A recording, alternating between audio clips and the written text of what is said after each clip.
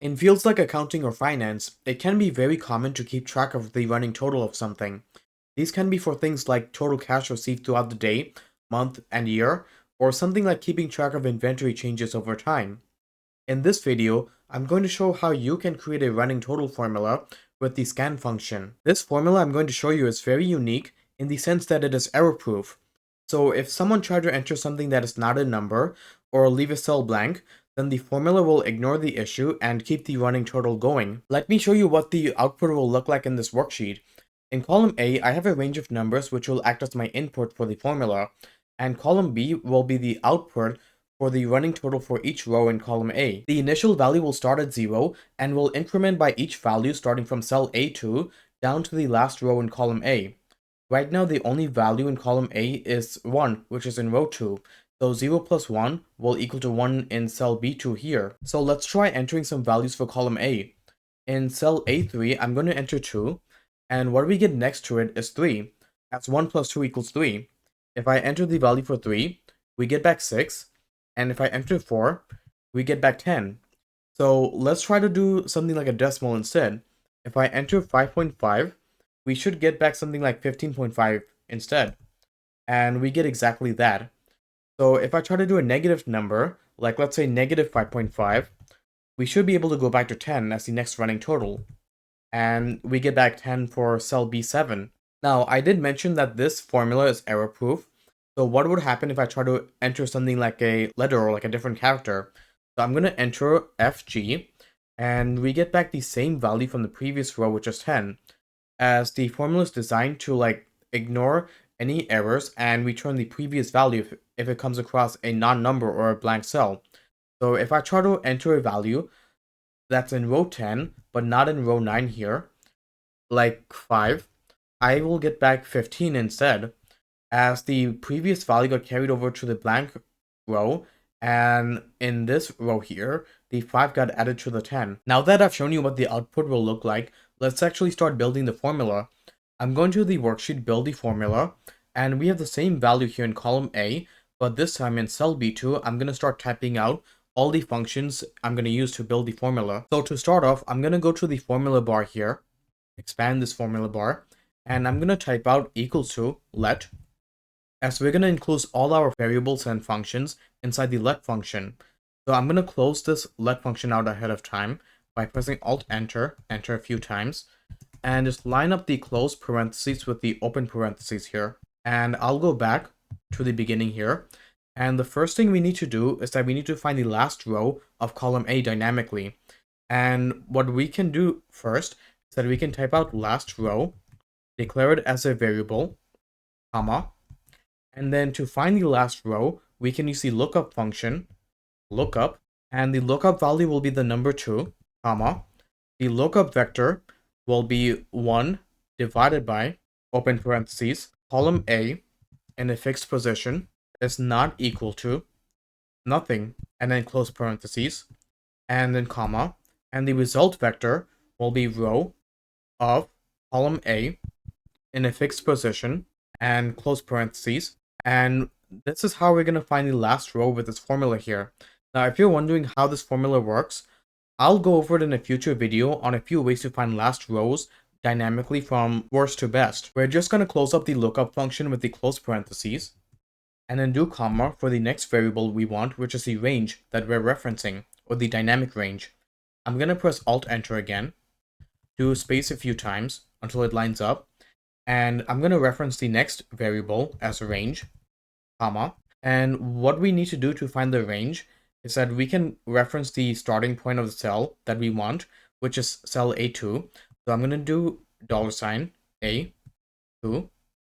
and then colon, and then we want to reference the dynamic last row by using a combination of the index function and the last row variable we created.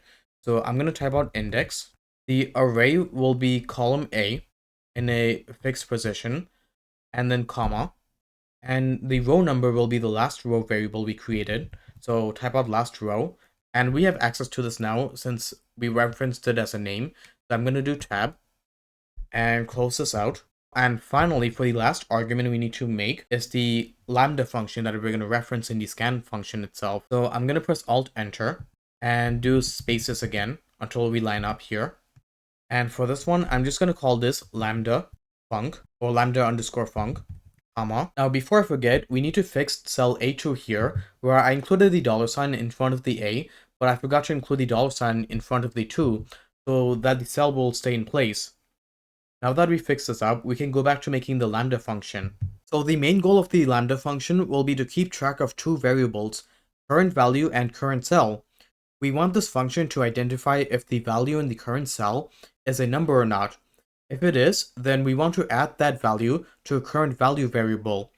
If current cell is not a number, then we want to return the current value without adding anything. I'm going to type out lambda, and for the first parameter calculation, I'm going to have a parameter current underscore value, comma, and have the second parameter of current underscore cell, comma.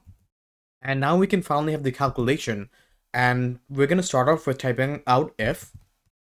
We want to check if the current cell is a number, so we can use the isNumber function, current cell, close this out, and if the value is true, then we want to add current value to current cell.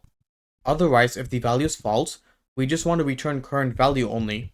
And we can close this out, and close the lambda function out, and press comma, and now we can finally use the scan function.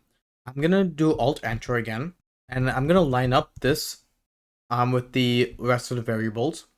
Type out scan, tab, and we have three arguments for the scan function: initial value, array, and function. The initial value will always be set to 0 since that's the starting value we want our running totals to start from. The array is going to be the range argument that we created before. That references column A up to the last row. And the function will be the lambda function that we created here to perform the calculation for each cell. Now, the cool thing about the scan function is that it's going to loop through each cell in the range and then apply the appropriate lambda function that we created here. So to start off, I'm going to type out 0 for initial value, comma. The array will be the range argument, tab, comma. And the function will be lambda underscore func, tab. And we're going to close this out. And finally, we can close out the let function as well. If I do Alt-Enter and Alt-Enter again, and I'm just going to close it out here. Now, there's going to be a lot of parentheses involved, so that might make it a bit confusing to look at. But I'm just going to do parentheses, and that should close it up. But if it doesn't, we're going to get a message. So I'm going to press enter, and it looks like we found a typo. So we're just going to accept the correction here, press enter, and now we get this formula here that's going to keep a track of the running total based on column A. Let's test the formula out. In cell A3, I'm going to enter the value of 100, and I should get back 101 next to it, which I do. If I enter the value of 10, I'll get back a cumulative total of 111.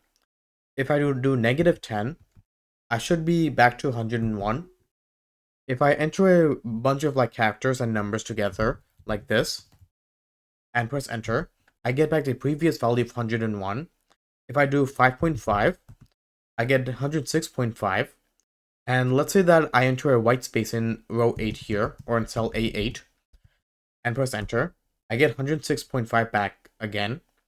And if I just leave the cell blank, if I enter a bunch of random characters here, and if I enter a number here, like 4, I get back 110.5 here, while the previous two values will match the value in row 8, which was 106.5. So it looks like this formula is working as intended.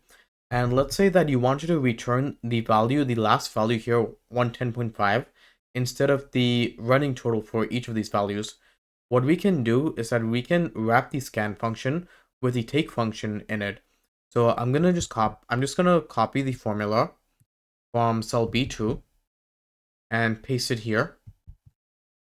And what I'm gonna do is that I'm gonna wrap this with the take function. The array will be the stuff we're seeing here, and do a comma. And the row that we want will be indexed at -1, which is telling Excel to return the last row in that array. So close this out and press enter, and we get back 110.5. That's pretty much it on how to create the dynamic error-proof running total formula. You don't really need to use the let function for this formula, but I found the formula to look much neater and easier to read when I used it. With that said, I hope you guys found this video to be helpful, and if you want to see another video where I fix a pretty annoying Excel problem, then check out this video where I show how you can fix the zero blank lookup issue. As always, please like this video and comment down below what else you'd want to see, and if you haven't already, subscribe.